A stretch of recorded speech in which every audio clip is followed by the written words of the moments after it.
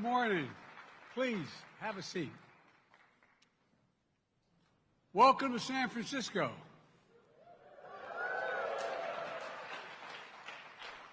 This Marconi Center is about as big as my state. This is a city of synonymous with innovation and breaking barriers, where collaboration and coming together have always been key to unlocking our potential. It's a city that has been shaped by centuries of deep ties to the Asian Pacific region by contributions of people of Asian and Pacific Island heritage. So San Francisco is a natural place to gather to innovate and collaborate for the 2023 APEC CEO the CEO Summit, and all the events that are taking place this week. And I want to thank everyone who's made this week possible, especially those serving in APEC's Executive Secretariat, APEC Business Advisory Council, the National Center for APEC, and so many others. Today, 21 APEC economies make up more than 60% of the global GDP. We're almost half the global trade. The Asian Pacific is projected to be the largest contributor to global growth over the next 30 years. So, the vision we pursue for the economic future of our region will rebound far beyond the Asian Pacific. The choices we make are going to matter, it's not hyperbole to suggest, for the entire world. It's up to us to harness the dynamism of our economies and tap the entrepreneurial spirit of our people and unleash the potential, the unlimited potential of our partnerships in order to realize a future that will benefit people not only in the Asian Pacific region, but the whole world. I mean that sincerely. People everywhere. The future where prosperity is shared and is inclusive, where workers are empowered and their rights are respected. Our economies are sustainable and resilient, and the bridges that connect our people open a golden gate of opportunity to create lives of hope. Just lives of hope. Most people are just hope. You know, it's been my approach here in the United States from the moment my administration took office. We're building an economy from the middle out and the bottom up. Trickle-down economy worked okay sometimes, but not a whole lot trickled down on my dad's kitchen table. But when the middle class does well, the poor have a chance and the wealthy still do very well. Because what happens, the poor have a ladder up, the middle class and wealthy still do well. Folks, we're already seeing the results. The last quarter, the American economy grew 4.9%, the highest growth rate in 2 years. More people in the United States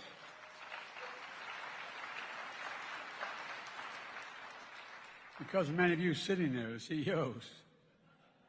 Let's give credit where it's due. More people in the United States are in the workforce today than any time in American history. Our unemployment has been under 4% for 21 straight months. Inflation has come down by 65%, more to do. We now have the lowest inflation rate of any advanced economy in the world. Meanwhile, median household wealth has grown by 37% in real terms since before the pandemic. I acknowledge there's a disconnect between the numbers and how people feel about their place in the world right now. We can deal with the second part as well. We still have work to do, but our model for growing is delivering real results for all Americans. Significant black unemployment, Latino unemployment, et cetera. The strength of our economy is driving growth and spurring investment throughout our region. And again, because many of you sitting in front of me made those judgments. And it's drawing investments to the United States, especially from Asia-Pacific economies. Since the start of my administration, companies from across the Asian Pacific have invested over $200 billion in the United States.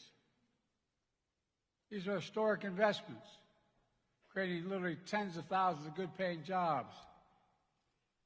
We're 14 million created just since we came to office. All across America, in industries that are going to shape the future of this globe. Semiconductors, electric vehicles, batteries, critical materials, hydrogen hubs, and other critical emerging technologies. I've long said it's never been a good bet to bet against the American people. Never. No, I mean it.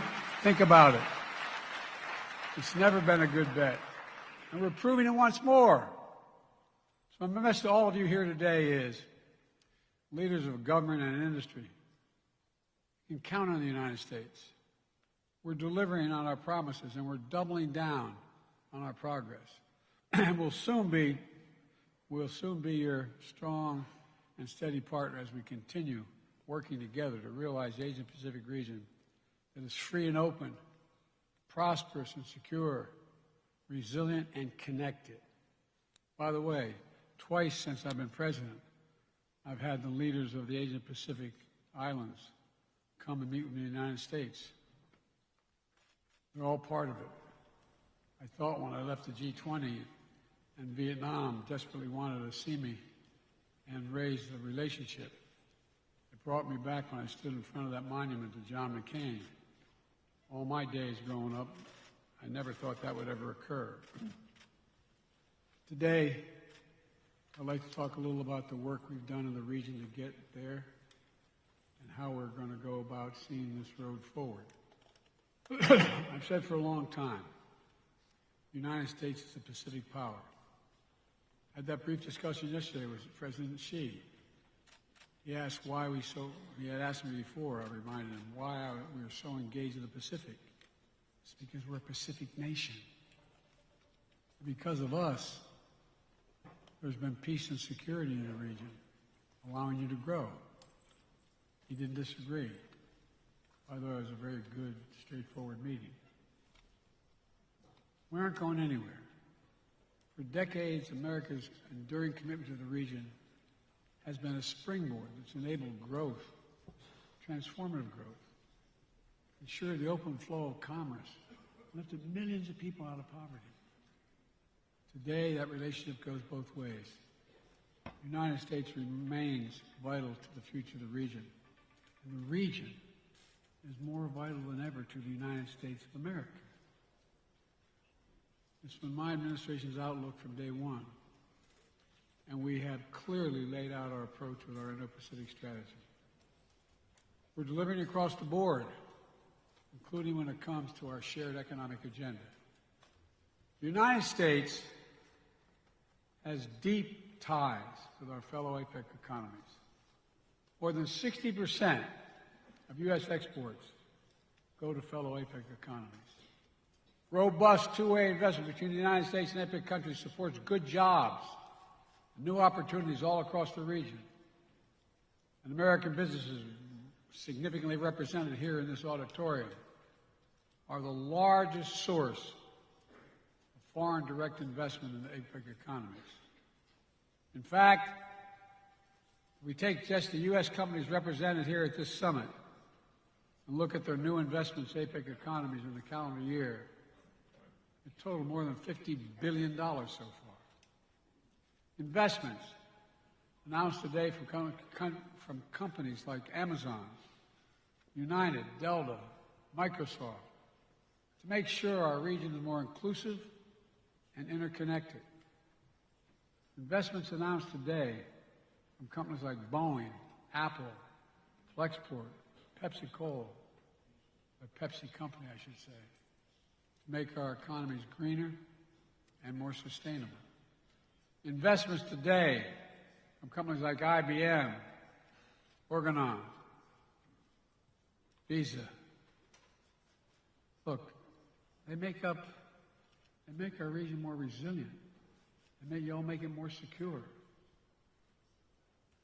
Here in this world-renowned hub of innovation, leading tech companies like Anthropic,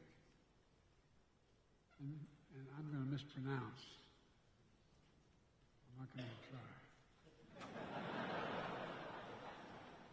It's better not to try and not mispronounce than try and mispronounce.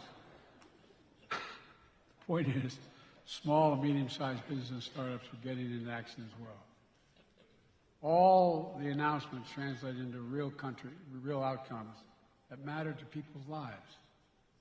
They're proof that a strong, dynamic American economy is an engine of growth, economic growth, and innovation throughout the entire region. And they're testament to the fact that American investment and American ingenuity are in high demand all across the region. Because when you do business with the United States and our companies, you know what you're getting.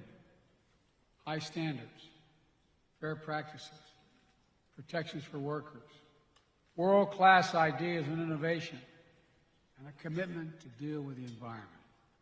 Finally, it's a quality guarantee.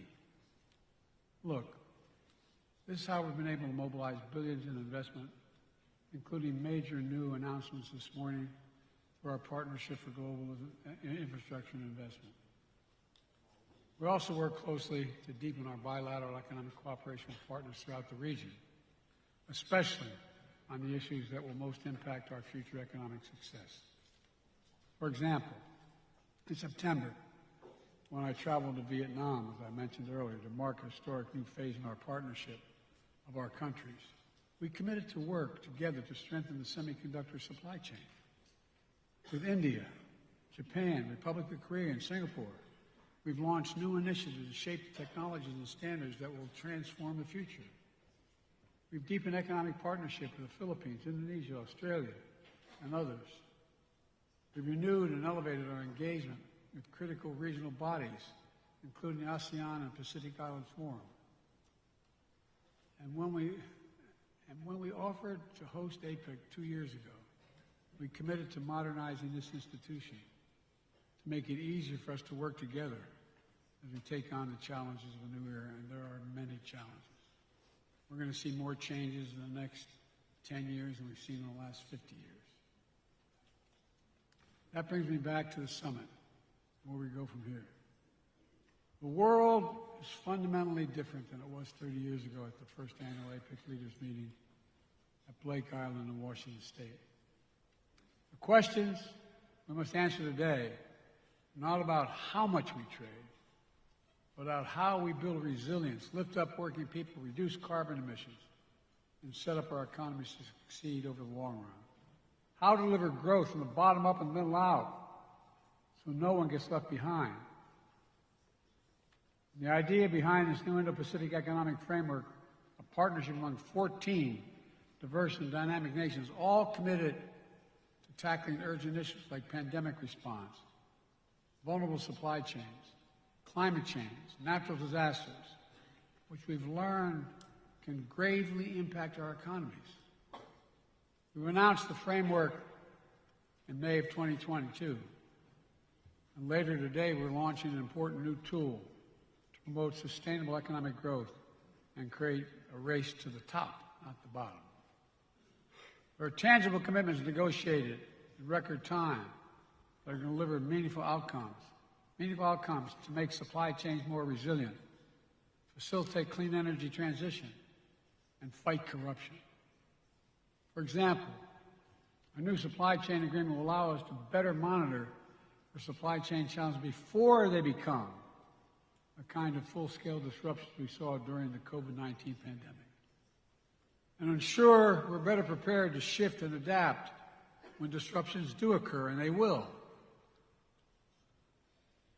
I know you all know better than I, our work is not yet done.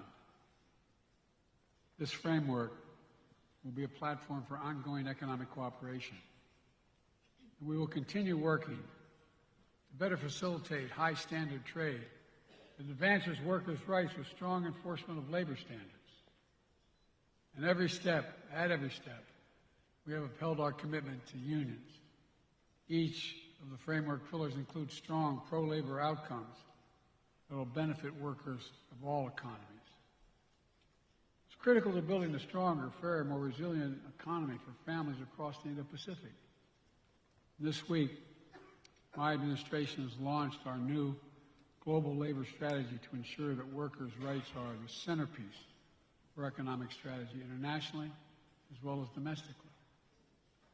That's a primary concern to me. Last week in Illinois, I congratulated the UAW on their record contract with the big three U.S. auto companies. The contracts can lead to thousands of new jobs, billions of dollars in planned investment to keep American auto industry strong and competitive. And I urge any company investing in America to enter into partnerships with the most highly skilled, dedicated, and engaged workers anywhere in the world, American labor. And folks, I asked the Treasury Department to do a study. When labor does well, what does that do to people, all other non-labor folks around the country? Everyone benefits. And by the way, the reason many of you use labor is because they're the best workers in the world. Union. It's not like you show up one day and say, I want to be an electrician. You show up one day and you say, you got 5 years to practice. And then you get a card. I'm also intent on responsibly managing the competition between the United States and the People's Republic of China. That's what we talked a little bit about yesterday, President Xi and I. That's what the world expects of us. And I promise you that's what we're doing. I met with Xi yesterday, leader to leader, to make sure there's no miscommunication between us. As always, I've met with him more than any other world leader because when I was vice president, it was concluded that I should get to know him. It wasn't inappropriate for the President of the United States to be meeting with the Vice President. We've had, prior to this, 6 to 8 hours of private meetings, just he and I, each with a simultaneous interpreter. Our discussions have always been candid and constructive. I again emphasize to President Xi that the United States does not seek conflict. And yesterday we announced resumption of military-to-military communication channels to reduce the risk of accidental miscalculation. And it exists.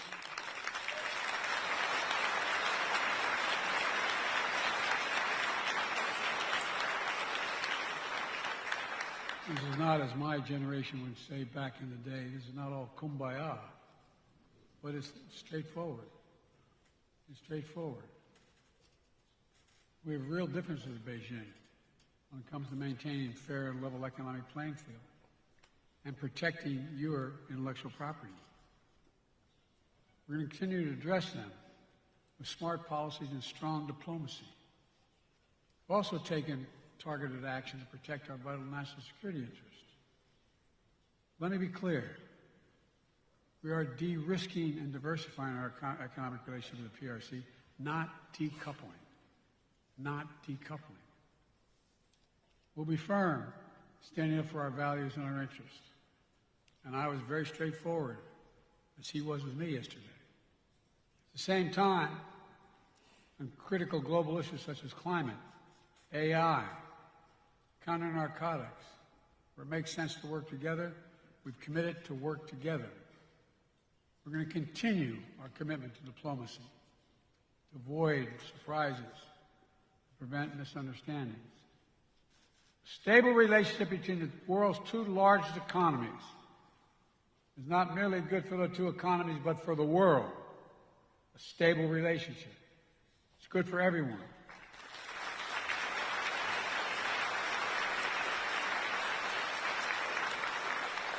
Let me close with this. The leader's statement from that first Blake Island Summit 30 years ago captured a shared commitment to, quote, deepening the spirit of community, end of quote, among our economies.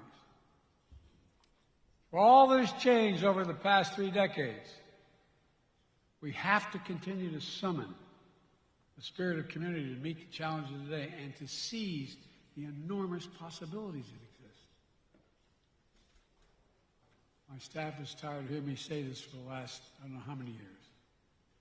The world is at an inflection point where the decisions we make today, this is not hyperbole, are going to shape the direction of the world for decades to come. For decades to come. Just think of AI. That's particularly true in the Asia Pacific, where so much of the future of our world will be written. And I would argue each of us has a part to play in writing that future together. So today, I challenge all of us to measure our successes not based on the bottom line of our balance sheets, for the lives we lift up through investment, the potential we unleash with our innovation, and the ability to continue to talk with one another. Let's build a global economy where everyone has a chance to succeed and workers have a fair shot, a fair share of the value they create. The United States is stepping up because of many of you in this room. We're not talking the talk, we're backing it up with commitments. You're going to see us follow through. So I want to thank you again for joining us in San Francisco. Thank you for your commitment to APEC and the future of the Asia-Pacific region. And thank you for everything you've already done to make this summit a success. We can do more. God bless you all. Thank you.